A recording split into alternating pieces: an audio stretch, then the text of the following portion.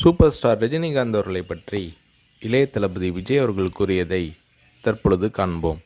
சின்ன வயசுலிருந்தே நான் ரஜினி ரசிகன்.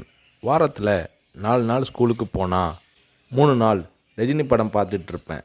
எனக்கு 5 வயசாகி இருக்கிறப்ப ரஜினி சாரோட அன்புக்கு நான் அடிமை படம் ரிலீஸ் ஆச்சு. எப்படியாவது படம் பார்த்துடணும்னு ஆசை. ஆனால் ஸ்கூலுக்கு கட்டடிச்சிட்டு போகிற வயசு அல்ல அது. அதனால் நான் என்ன பண்ணினேன்னா, அப்பா ஷூட்டிங்க்கு போன உடனே எங்கள் அம்மா கிட்ட ரொம்ப அடம் பிடிச்சி மேட்னி ஷோவுக்கு போயிட்டேன். மேட்னி ஷோ பார்த்துட்டு வெளியே வந்ததும் திரும்பவும் ஈவினிங் ஷோ பார்க்கணும்னு அடம் பிடித்தேன். ஒரு போடு போட்டு வீட்டுக்கு கூட்டி வந்து விட்டாங்க. அங்கிருந்து நேரே சுரேந்திர மாமா வீட்டுக்கு போனேன். அவருக்கு நான் செல்ல பிள்ளை. என்னடா திடீர்னு வந்திருக்கேன்னு கேட்டார். அன்புக்கு நான் அடிமை படம் பார்க்கணும்னு சொன்னேன். என்னடா திடீர்னு வந்து சொல்கிறானாரு. இல்லை, கண்டிப்பாக போகணும்னு சொன்னேன். சரி வா, அம்மா கிட்ட போய் சொல்லிட்டு போகலாம்னாரு. இல்லை, அம்மா கிட்ட சொன்னால் திட்டுவாங்க. நான் உங்கள் வீட்டில் இருக்கேன்னு சொல்லிட்டு வந்துட்டேன். படம் பார்த்துட்டு நைட்டு போயிடுறேன்னு. அதே மாதிரி சுரேந்திரர் மாமா கூட போய் 2வது தடவையாக படம் பார்த்துட்டு வீட்டுக்கு வந்துட்டேன். அப்படியும் சும்மா இருக்கலை. ஷூட்டிங் முடிஞ்சிட்டு 9 மணிக்கு அப்பா வந்தார். வாடா சாப்பிடலாம்னாரு. எனக்கு பசி இல்லைன்னு முகத்தை திருப்பிக்கிட்டேன்.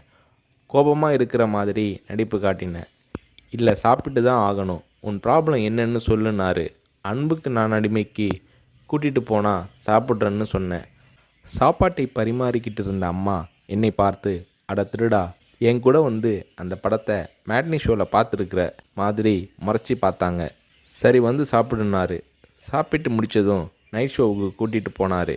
உண்மையிலேயே அன்னைக்கு மேட்னி, ஈவினிங், நைட் ஷோன்னு 3 தடவை ரஜினி சார் படம் பார்த்தேன். படம் பார்த்துட்டு வந்ததும் அப்பா கிட்ட ஒரு அன்பு கட்டளை போட்டேன். நாளைக்கு நான் ரஜினி சாரை பார்க்கணும், அவர் கூட நின்று ஃபோட்டோ எடுக்கணும்னு சொல்லி அப்பாவோட கழுத்தை கட்டி பிடிச்சிக்கிட்டேன்.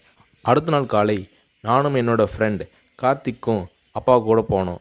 ரஜினி சார் வாகினி ஸ்டுடியோவில் ஏதோ ஒரு ஷூட்டிங்கில் பிஸியாக இருந்தார்.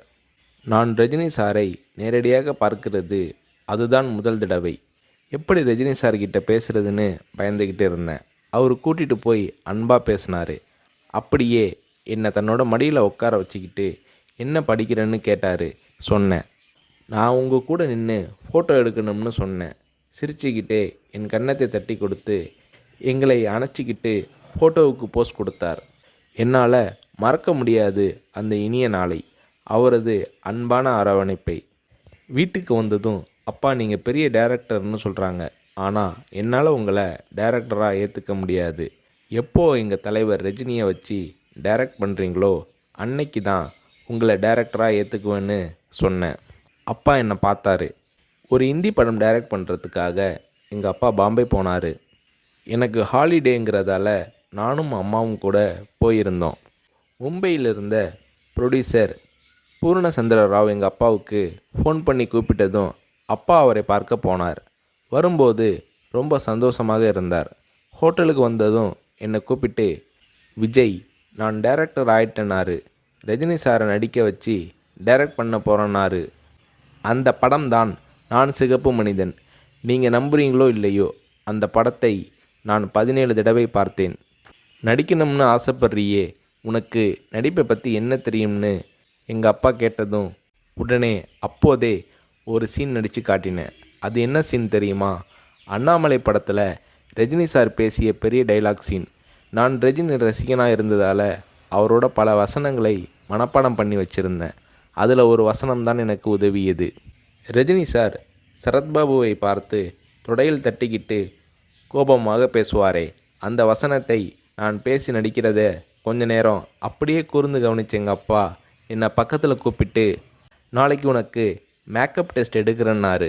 அவர் அந்த வார்த்தைகளை சொல்லி கை குலுக்கியதும் எனக்கு சிறகு முளைச்சி ஆகாயத்தில் பறக்கிற மாதிரி எல்லையில்லாத மகிழ்ச்சி பொங்கியது என்று நடிகர் ரஜினி அவர்களை பற்றி இளைய தளபதி விஜய் அவர்கள் கூறுகிறார்.